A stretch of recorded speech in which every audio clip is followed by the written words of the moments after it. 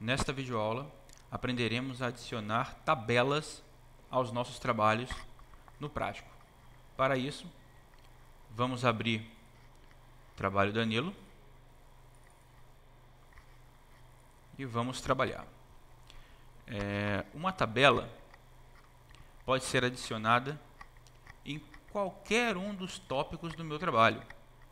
Eu posso adicionar uma tabela na introdução, nos capítulos, nos subcapítulos, na conclusão. O processo de inserção de uma tabela no prático é muito simples. Embora uma tabela tenha uma série de formatações, você simplesmente adiciona os dados e o prático faz o resto por você.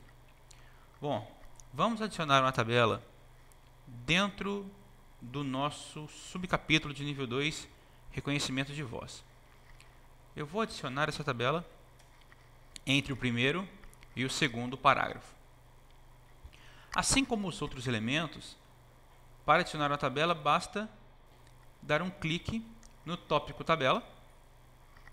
O prático abre uma janela onde eu vou criar as colunas da minha tabela. Tudo muito intuitivo. Adiciono a coluna.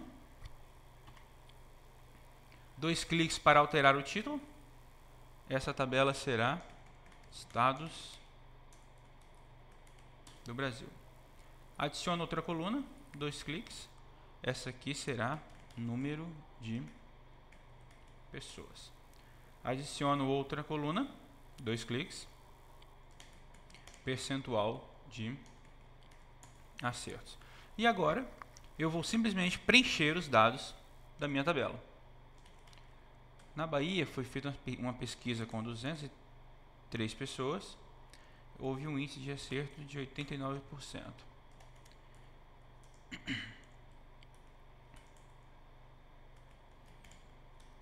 Em Minas Gerais foi feita uma pesquisa com 267 pessoas e houve um acerto de 87%. No Espírito Santo, 197 pessoas, 91%. Rondônia, 203 pessoas, 92%. E Acre, 200 pessoas, 90%. Perceba então que eu simplesmente adicionei os dados da minha tabela sem levar em consideração nenhum tipo de formatação. Toda a tabela ela necessita de uma legenda e de uma fonte dos dados. A legenda é o descritivo da tabela e a fonte é onde você encontrou a tabela. Levando em consideração que a fonte não é obrigatória. Se essa tabela foi feita por você, a fonte é sua, logo você não precisa adicionar ao trabalho. Legenda, índice de acertos no reconhecimento de voz, unidades da federação. Obviamente que esses dados são todos fictícios, é só para a gente exemplificar a criação de uma tabela. Fonte dos dados, revista XXXX 2009. Ok, salvo e a minha tabela está adicionada ao meu subcapítulo. Assim como nas notas de rodapé, o prático reconhece a existência da tabela por conta da tag tab. Tab01 indica que aqui existe a primeira tabela do meu trabalho. Se eu quisesse adicionar outra, ela seria a tab02, a tab03 e assim sucessivamente. O prático não adiciona no Word a tag tab01. Quando ele encontrar a tag, ele simplesmente vai trocar o tab01 pelo conteúdo da tabela que nós acabamos de adicionar. A minha ajuda sensível ao contexto diz que se eu quiser alterar a tabela, basta eu dar 2 cliques sobre ela. 2 cliques sobre ela me traz a minha tabela com os dados que eu preenchi. Se eu quiser excluir alguma linha, eu clico na coluna inicial e pressiono a tecla Delete. Se eu quiser alterar, eu simplesmente faço a alteração e clico no botão salvar. E eu também tenho a opção de excluir uma coluna. Clico em alguma célula da minha coluna, clico no botão excluir coluna e a minha coluna será removida. Eu posso também trocar as colunas de posição. Clico e arrasto. Tá? Tudo muito tranquilo, muito fácil de fazer. Maravilha. Salvar. E vamos gerar o trabalho para que nós possamos ver o que o prático vai fazer com relação à formatação dessa tabela. Gerar trabalho. Observe um detalhe bem interessante.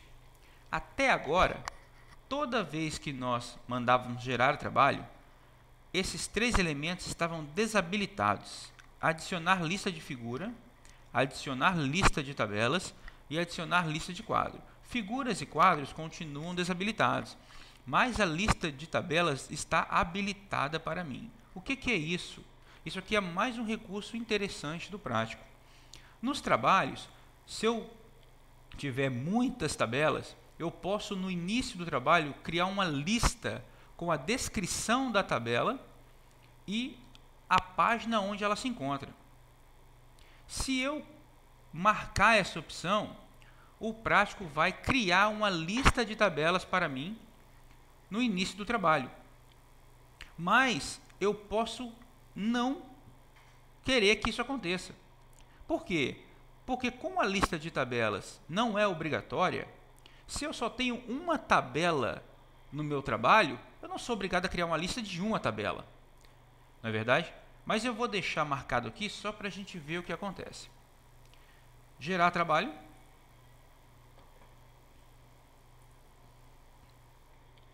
Existe toda uma formatação especial para as tabelas de acordo com as regras metodológicas.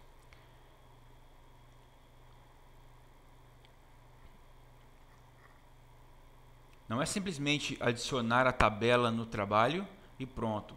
Tem todo um detalhe que nós vamos ver assim que o prático concluir a formatação. Vamos aguardar a conclusão do trabalho. Observe então que agora ele vai fazer duas coisas para nós. Ele vai adicionar a nossa tabela e vai criar uma lista de tabelas no início do trabalho. Coisas que você teria que aprender a fazer, encontrar, estudar as regras metodológicas, o prático já vai fazer para você.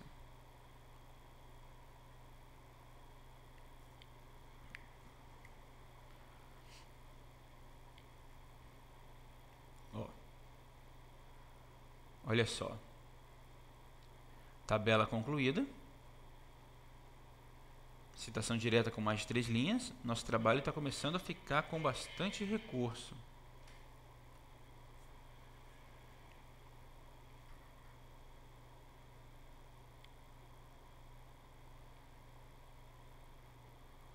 E a minha lista de tabelas sendo adicionada. Pronto. Vamos olhar então os nossos dados.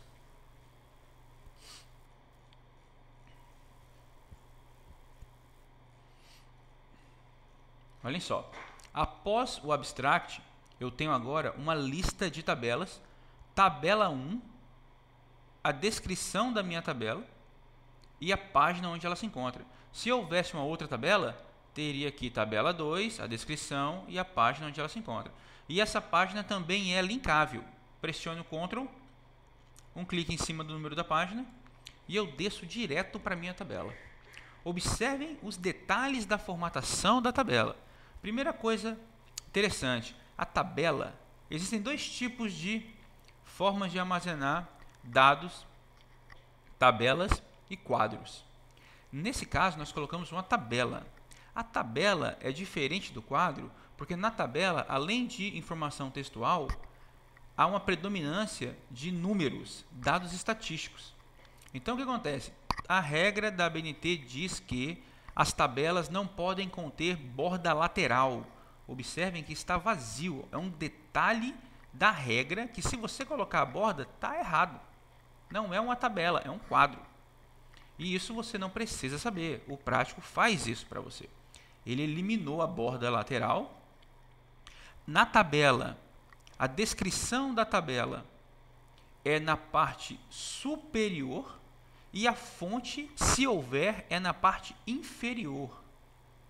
Observe então os detalhes que você tem que saber. No quadro, a descrição é na parte inferior e a fonte também, mas na tabela a descrição é na parte superior. Percebe então as nuances, os detalhes que você tem que saber e que você pode ignorá-los usando o prático? Pronto, tabelinha certinha, nosso trabalho pronto para imprimir. E a nossa lista de tabelas. Assim como eu tenho lista de tabelas, eu posso ter lista de figuras, lista de quadros. Nós veremos isso posteriormente nas próximas videoaulas. Bom, então nós percebemos como é fácil adicionar uma tabela no nosso trabalho e quantos detalhes da metodologia nós podemos ignorar e focar os nossos esforços no conteúdo do trabalho, nos dados que a minha tabela tem, não nas formatações dela. Certo? Na próxima aula nós veremos como adicionar quadros aos nossos trabalhos. Obrigado.